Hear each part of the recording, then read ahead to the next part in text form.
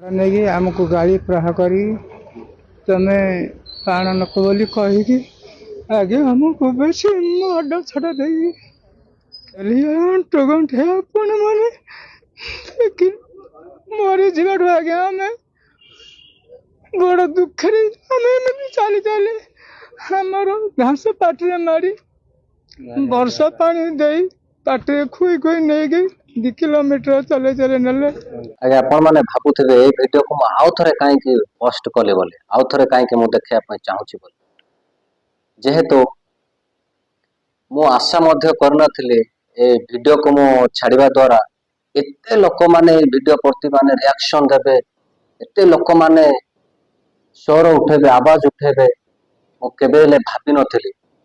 ଯେହେତୁ ଆପଣ ମାନେ ଦେଖୁଛନ୍ତି ମୋର ମାତ୍ର ଫଲୋଅର୍ସ ହଉଛନ୍ତି 360 62। ମୁଁ ଯେତିକି ଜଣଙ୍କୁ ଫଲୋ କରିଛି ସେତିକି ଫଲୋ ବ୍ୟାକ୍ କରିଛନ୍ତି। ମୋର କୌଣସି ପ୍ରକାର ବଡ ଏଇଟା ଇନଷ୍ଟାଗ୍ରାମ ଆଇଡି କି ବଡ ଚ୍ୟାନେଲ ବି ନୁହଁ, କିନ୍ତୁ କୋଉଠି ନା କୋଉଠି ସେ ଉପର ବାଲାଙ୍କର ବୋଧେ କନେକ୍ସନ ଥିଲା ଯେ ମୁଁ ଛୋଟିଆ ପ୍ରୟାସଟେ କଲି, ସେ ପ୍ରୟାସଟି କରିଥିବାର ଆପଣ ମାନଙ୍କ ପାଖକୁ ପହଞ୍ଚିଲା ଆଉ ଆପଣ ମାନେ ନିଜର ବହୁମୂଲ୍ୟ ମତାମତ ଦେବା ଦ୍ୱାରା ଜଣେ ଦୋଷୀ କି ପ୍ରକାର ଦଣ୍ଡ ପାଇବ ତାହାକୁ ନିଶ୍ଚିତ ଭାବରେ ସୂଚାଉଛି। ଆଉ ମତେ ମଧ୍ୟ ଶକ୍ତି ମିଳିଛି। ଆଉ ମୁଁ କୌଣସି ମୋର ନିଜର ଲାଭ ପାଇଁ ଏ ବିଷୟ ମୁଁ କରୁନାହିଁ। ଯେହେତୁ ଏମିତି ମୁଁ କିଛି ଭିଡିଓ କରୁଥିଲି 2015-17 ମସିହାରେ, ସେଥିପାଇଁ ମୁଁ ଛୋଟ କମ ବୟସରୁ ସେ ଭିଡିଓ କରୁଥିଲି। ସେଥିପାଇଁ ମୋର ଗୋଟେ ୟୁଟ୍ୟୁବ ଚ୍ୟାନେଲ ଥିଲା, ତାକୁ ମଧ୍ୟ ଷ୍ଟ୍ରାଇକ୍ ମାରିକି ବନ୍ଦ କରାଯାଇଥିଲା।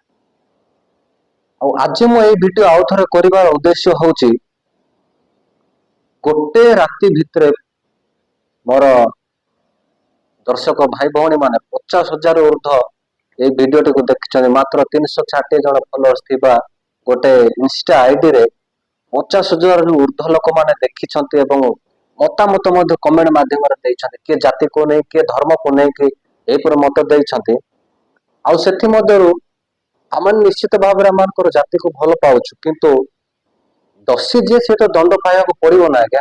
ଆମେ ଯୋଉ ଧର୍ମର ବି ହଉ, ଯୋଉ ଜାତିର ବି ହଉ, ଜାତିକୁ ଆକ୍ଷେପ କରି, ଧର୍ମକୁ ଆକ୍ଷେପ କରି ଜଣେ ଯଦି ଜଣକୁ ନିର୍ଯାତନା ଯାଉଛି, ଜଣେ ନିରୀହ ଲୋକକୁ, ସେ ତ ଦଣ୍ଡ ତ ପାଇବା ପାଇଁ ଯୋଗ୍ୟ ନା। ଆମେ ସମାଜରେ ଅଛୁ, ଜଣେ ଦଣ୍ଡ ତ ପାଇବାକୁ ଯୋଗ୍ୟ, ଯେମିତି ହେଲେ ବି ସେ ତ ଦଣ୍ଡ ପାଇବାକୁ ପଡିବ।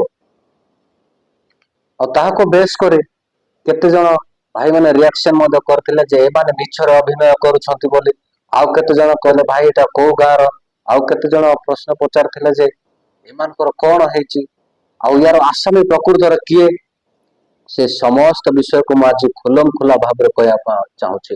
ଇନଷ୍ଟା ଆଇଡି ଭିଡିଓ ଲମ୍ବା ହେଲେ ମଧ୍ୟ ଆପଣ ମାନେ ଶେଷ ଯାଏ ଦେଖିବେ। ଯେହେତୁ ଆସାମୀ କିଏ, ଯିଏ ଏମାନଙ୍କୁ ଦଣ୍ଡ ଦେଇଛି ନିରୀହ ଲୋକମାନଙ୍କୁ, ସେଠାର ମାଷ୍ଟର ମାଇଣ୍ଡ କିଏ, ତାର ଫଟୋ ପୁଣି ତାର ନାଁ ସବୁ ମେନସନ କରିବି, ଫଟୋ ପୁଣି ନା ଆପଣ ମାନେ ତାପରେ ବିଚାର କରିକି ଆପଣ ମାନେ ଦେଖିବେ, କହିବେ ଯେ ସେ ପ୍ରକୃତରେ ଦୋଷୀ ନା ଏମାନେ ଅଭିନୟ କରୁଛନ୍ତି। ପ୍ରଥମ ପ୍ରଶ୍ନ ହଉଛି, ଆଉ ଏଇ ଭିଡିଓଟା ହଉଛି ଗଞ୍ଜାମ ଜିଲ୍ଲା, ଯାହାକି ଓଡିଶାର ଗୋଟେ ଜଣାଶୁଣା ଡିଷ୍ଟ୍ରିକ୍ଟ। ପୁଣି ସେ ଡିଷ୍ଟ୍ରିକ୍ଟରେ ଧରାକୁଟ ନାମର ଗୋଟେ ଥାନା ଅଛି। ସେ ଧରାକୁଟ ଥାନା ଅନ୍ତର୍ଗତ ଖାରିଗୁମା ଗ୍ରାମରେ ଏଇ 2 ଜଣ ଅର୍ଥାତ ବାବୁଲା ନାୟକ ପୁଣି ବୁଲୁ ନାୟକ, ଏମାନେ ଗୋଟେ ବାଛୁରୀ ପୁଣି ଗାଈକୁ, ଛୋଟ ଗାଈକୁ ନେଇକି ଯାଉଥିଲେ। ବାଛୁରୀ ପୁଣି ଗାଈକୁ ତାଙ୍କ ଝିଅଙ୍କୁ ଦେବା ପାଇଁ।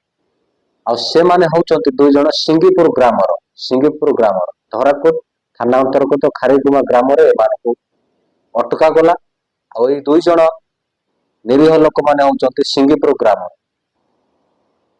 ଆଉ ଏମାନଙ୍କର ଠିକଣା ଆପଣ ମାନଙ୍କୁ କହିଦେଲି। ଦ୍ୱିତୀୟ ପ୍ରଶ୍ନ ଥିଲା, ଏମାନେ ବାହାନା କରୁଛନ୍ତି ବୋଧେ କ୍ୟାମେରା ସାମ୍ନାରେ ଏମାନେ କାନ୍ଦିଲା ବେଳେ ଅଭିନୟ କରୁଛନ୍ତି ବୋଲି କହୁଛନ୍ତି। ନାଇଁ ଆଜ୍ଞା, ଏମାନେ ବାହାନା କରୁନାହାନ୍ତି। ଏମାନଙ୍କର ଚେହେରା, ଏମାନଙ୍କର କଥାକୁ ଶୁଣିକି ଆପଣ ମାନଙ୍କୁ ବାହାନା କଲା ଭଳିଆ ଲାଗୁଛି। ନିଜ ଜୀବନକୁ ସେମାନେ କେମିତି ଉଦ୍ଧାର କରିଛନ୍ତି, ଦ୍ୱିତୀୟ ଜନ୍ମ ଏମାନେ ପାଇଛନ୍ତି, ଏମାନେ ବାହାନା କରୁନାହାନ୍ତି। ଆପଣ ମାନେ ଅସଲି ଭିଡିଓ ଦେଖିବେ। ଏବେ ଅସଲ ଭିଡିଓ ଦେଖିଲା ପରେ ଆପଣ ଜାଣିବେ। ଅସଲ ଭିଡିଓ ଦେଖନ୍ତୁ, ଏମାନଙ୍କୁ କେମିତି ଗାଈ ଗୋରୁ ପରେ ଏମାନଙ୍କୁ ବାଡରେ ମାରି ମାରି ରାସ୍ତାରେ ନିଆ ହଉଛି। ଅସଲ ଭିଡିଓ ଦେଖନ୍ତୁ।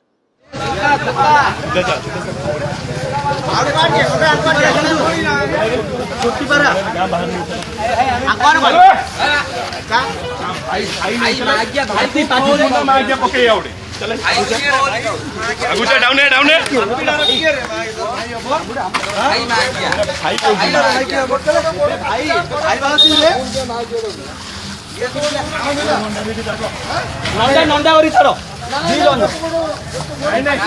ନାଇଁ ନଣ୍ଡାଗର ଅଧା ଅଧା ନଣ୍ଡାଗରି ଛାଡ଼ ନଣ୍ଡାଗରି ଛାଡ଼ ଅଧା ଅଧା ଆଗରେ ଆଗରେ ସେଲୁନ ଅଛି ଇଆଡ଼େ ସିଆଡ଼େ ଚାଲେ ରୋଡ ହରି କରା ଦେଖିଲେ ଆଜ୍ଞା ଅସଲ ଭିଡିଓ ଏମାନେ ବାହାନା କଲା ଭଳିଆ ଆପଣ ମାନଙ୍କୁ ଲାଗୁଛି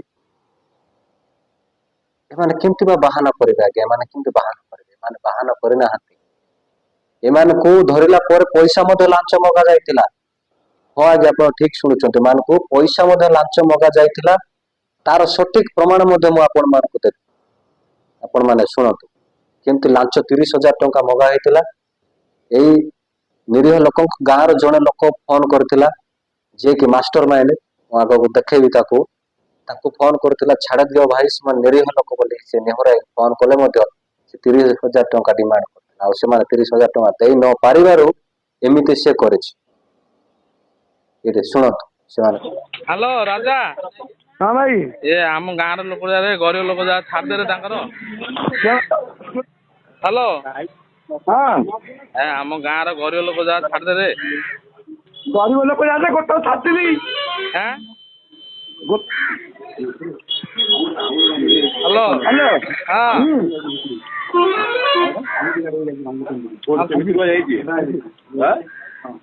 ହ୍ୟାଲୋ ରାଜା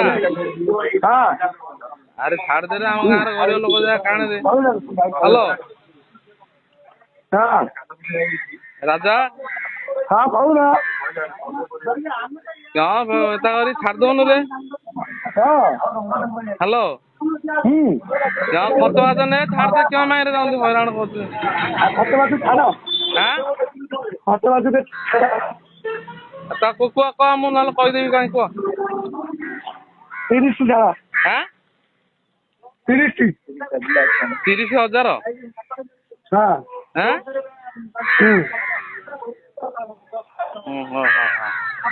ବେଲେ ସେ ଯାହା 30,000 ହବ କିରେ ଗାଡ଼ିଟା କେତେ ହବ ଆଁ ଶୁଣିଲେ ଏବେ ବିଶ୍ୱାସ ହେଲା ଶୁଣିଲେ ତ ତାହେଲେ ଏମାନେ ଅଭିନୟ କରୁଛନ୍ତି ଏମାନେ ଅଭିନୟ କଲା ପରେ ଲାଗୁଛି କି ମୋର ପ୍ରିୟ ଭାଇ ଭଉଣୀ ଅଭିନୟ କରୁନାହାନ୍ତି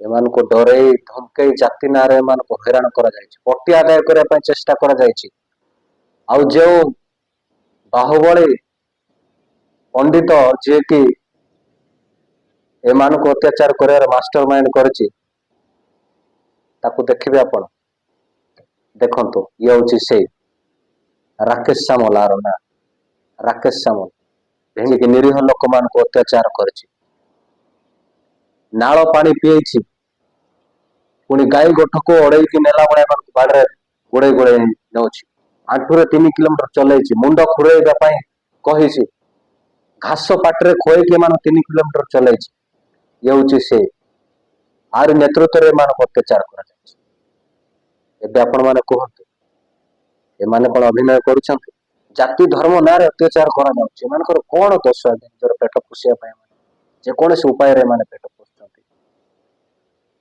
ଆମେ କିଏ ସେମାନଙ୍କୁ କହିପାରିବା ଆମେ ଯେଉଁମାନେ ଅପୋଜ କରୁଛୁ ସେମାନଙ୍କୁ ଖାଇବାକୁ ଦେବା କି ତାଙ୍କ ପିଲା ଛୁଆଙ୍କୁ ଆମେ ସମ୍ଭାଳି ପାରିବା ସଂସାରରେ ଅଛୁ ଆଜ୍ଞା ଆମେ ସଂସାରରେ ଅଛୁ